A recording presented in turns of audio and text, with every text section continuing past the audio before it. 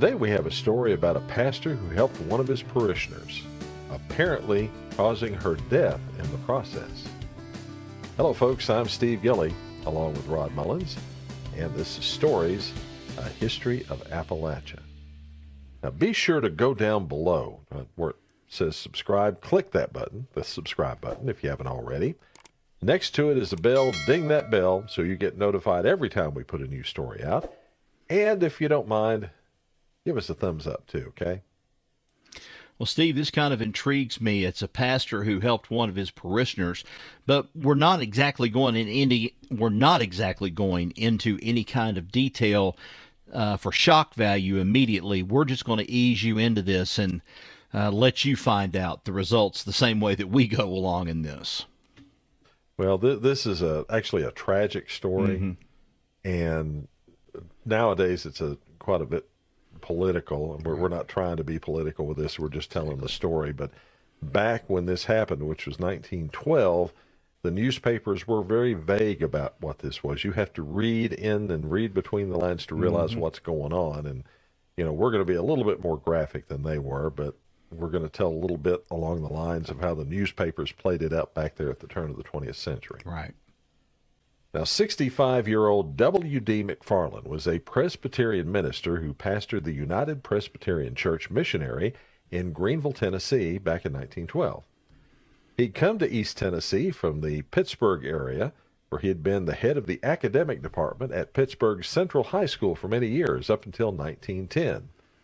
There he ran the school, supervised the teachers and the students, and took care of the administrative duties of Central High.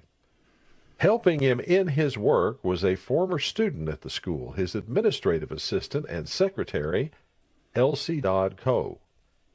She took the job and she graduated after McFarland offered it to her. Well, like we said, she helped Mr. McFarland in running the school, and in doing so, developed a friendship with him and his family. So when W.D. decided to leave the school and go into the ministry in Greeneville in 1910, she remained in contact. McFarland went to Tennessee as a pastor and then as a supervisor over several church schools, including one he established at Cedar Creek, where he was the principal and teacher. In 1911, she visited the family in Tennessee, staying a few months with them, but during that time, Elsie made a confession to Reverend McFarland. Seems like she had been seeing a young man from Chicago named Ronald McConnell. The two had grown close, or so Elsie thought, and soon they became intimate lovers. As a result, she soon found herself with child, as they would call it, in 1912. Well, Elsie didn't want the baby, apparently because Mr. McConnell was not good father material, but also likely because he didn't feel strongly about Elsie and had gone on his own way.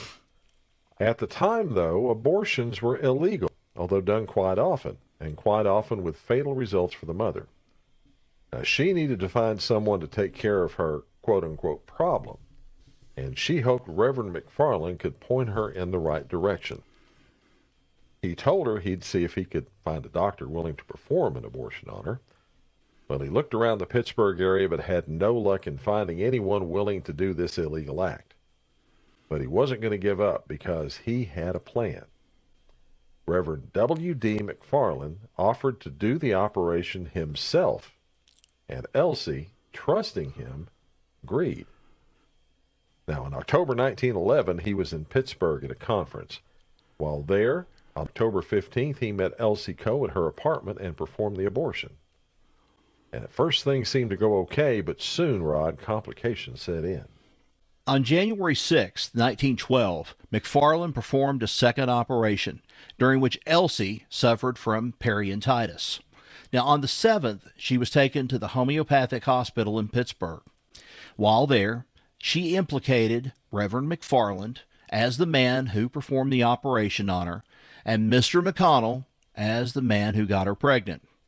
Well, shortly after this, Elsie Dodd Coe passed away from the injuries that she had sustained in the two surgeries.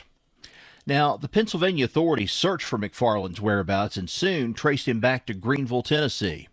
The sheriff's deputies arrived at the parsonage and arrested the good reverend and took him to the Greene County Jail in Greeneville, Tennessee, charged with, quote, performing a criminal operation, end quote, namely an illegal abortion.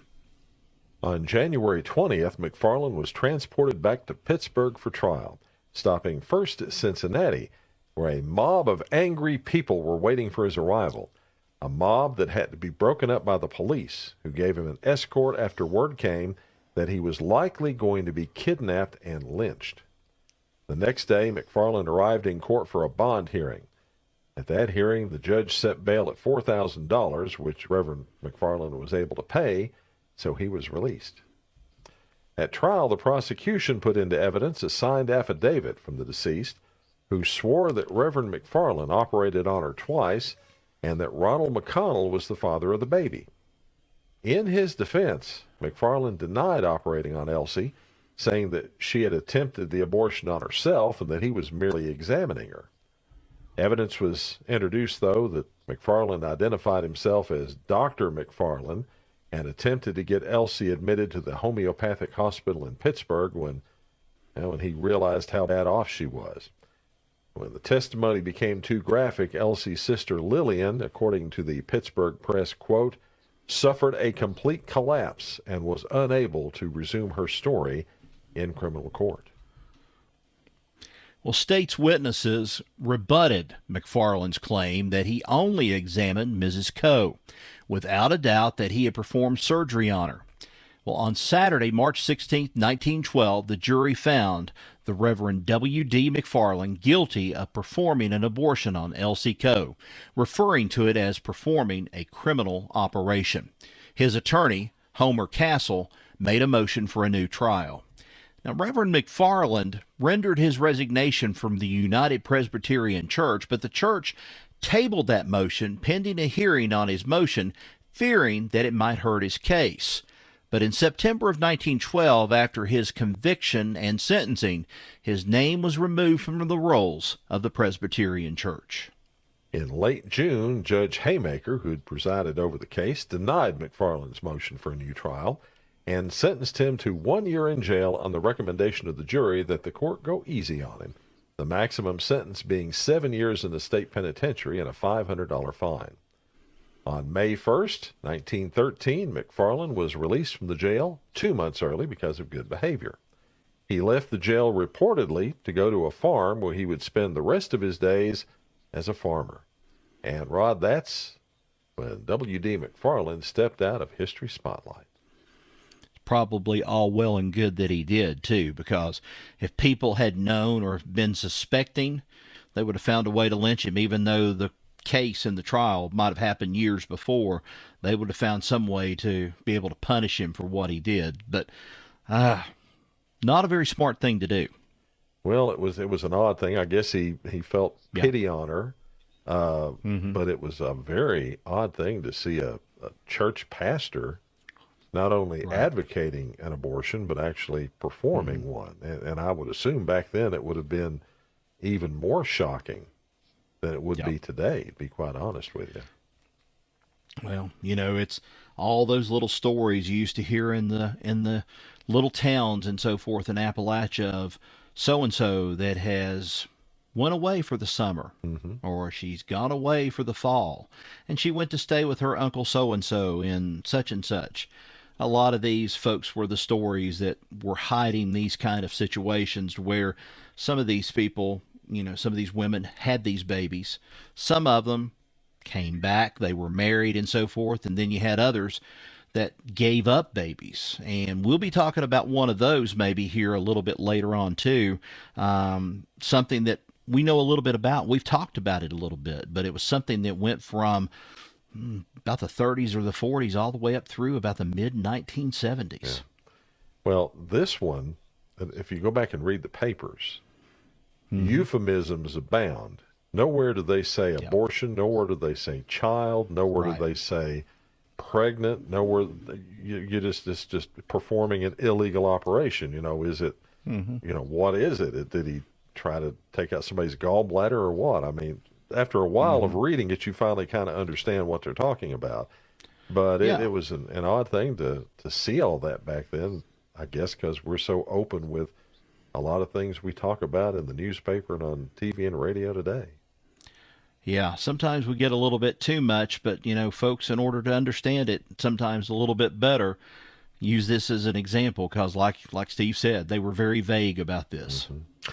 And folks, that's the story of a minister who tried to help a former employee and friend by performing a, quote, illegal operation, end quote. Another bit of the history of this place we call home. Thanks for listening. Now, you can subscribe to the audio version of the Stories podcast in many ways. If you'd like to hear more of our stories, you can go to Apple Podcasts, Spotify, Good Pods, Radio Public, Stitcher, Odyssey, Audible, Google Podcast, or iHeartRadio, or whichever podcast app you like best. Until next we meet, y'all take care. So long, everybody. So long.